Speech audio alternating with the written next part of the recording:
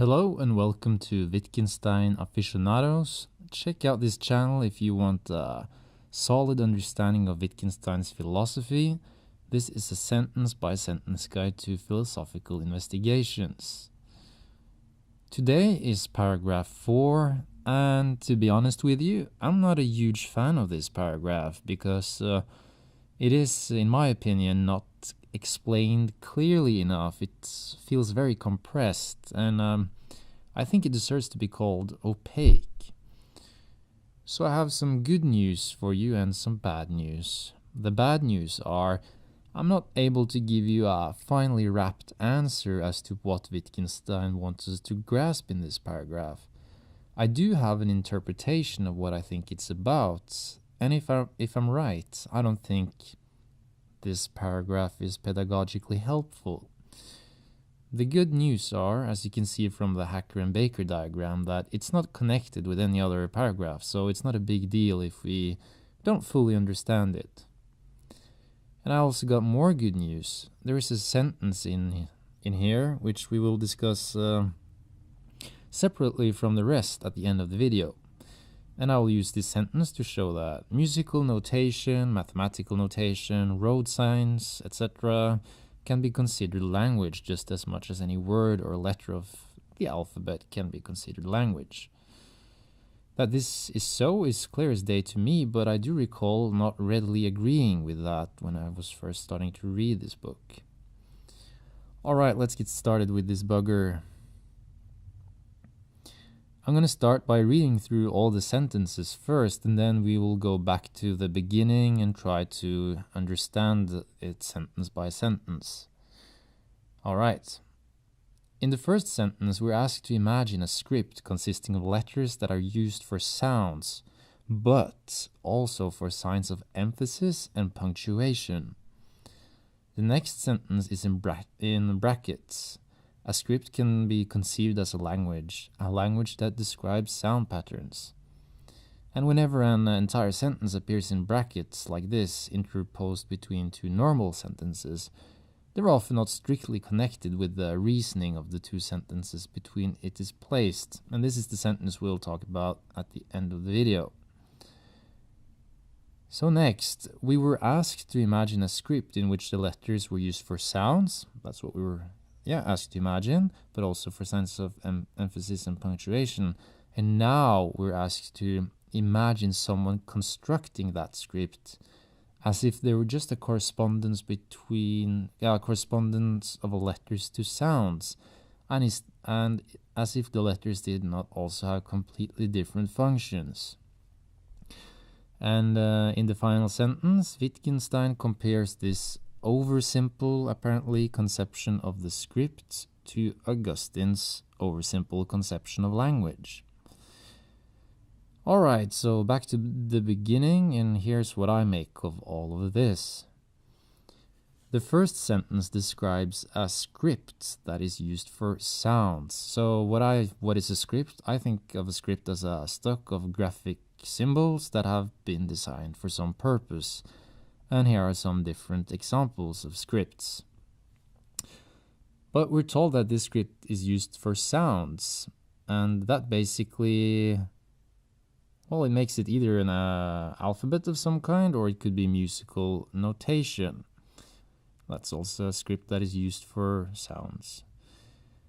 But I like to compare it with, the English alphabet, where this symbol corresponds to this sound, K or K. However, the letters of this script are not only used for sounds, but also for signs of emphasis and punctuation.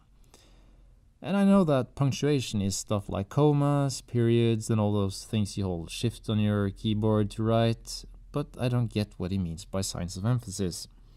First I thought of underlined words, but that's the domain of punctuation.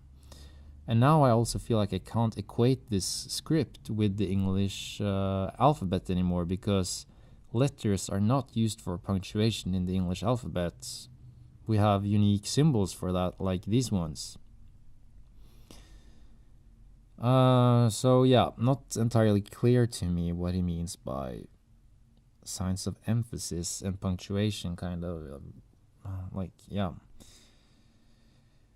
And then we're asked to imagine someone constructing this very script.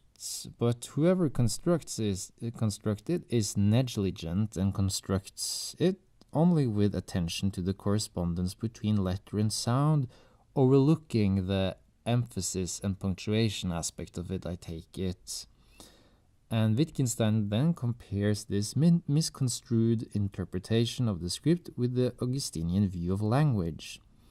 The Augustinian view of language was this: sounds that signify objects equal words. So how can this conception be shown to be inadequate or be an inadequately description of language? And honestly, it's not something this paragraph contains any word of. So what I'm about to say is based on what I know lies ahead, which is quite discouraging for the reader, I think, and why I'm not a huge fan of this paragraph. Alright, so let's first focus on what the Augustinian view is an adequate description of to get some contrast. It works well for words like slab, cake, bread. You can point to these objects and say their names. And for the sake of argument, one could also say that words like height, long, many are properties that are signified by sounds in the same way sounds signify objects, even though you cannot really point to a person's height in the same way you can point at the slab. But let's just say you can conceptually point to the idea of height or something. But one goes too far if one imposes the same form of explanation on words like occur, possibility, visual. These words do not signify anything in the same way, and presumably the misconstrued script fails to acknowledge that some letters are also used as emphasis and punctuation in an analogous way. So that wraps up my dig at this paragraph, and let's move on to the sentence in brackets. A script can be conceived as a language that describes sound patterns, or as I like to say, musical notation, mathematical notation, signage of any kind, and so on are just as much language as any word or the letters of the alphabet are. So here are some examples to get that point across. So let's claim that a stop sign can be considered language. And I think one is hesitant to agree that something as stationary and lifeless as a traffic sign can be considered language, because words, contrary to signs, are used for far more engaging and lively activities. Regardless of this, the word stop makes you react in a similar way to a stop road sign, except that you're in a car. And quite similarly, one tends to think of 1 as a number and like the symbol here, a wholly different thing than language. They're numbers. They're not words, kind of. But the difference between 1 and like the written form of 1 is simply one of graphic representation. Obviously, you cannot do like handwritten computation with words like you can do with numbers, but that has to do with the arrangement and construction of the notation, not about the different nature of the signs or something like that. And earlier we also explored the nature of alphabetical letters. They're signs that are used for sounds, and any of these ornamental flourishes could replace any of these letters and be used for sounds, if we define them as such. Alright, I hope that got the point across. That's it for this paragraph. The next one, number 5, is sort of half preparation for paragraph 6 and half relaxing talk about primitive uses of language. If this video was educational to you, feel free to rate, comment, subscribe, and do ask questions in the comment area if you have any, as I will be compiling them and hopefully answering them at some point in the future. Bye for now.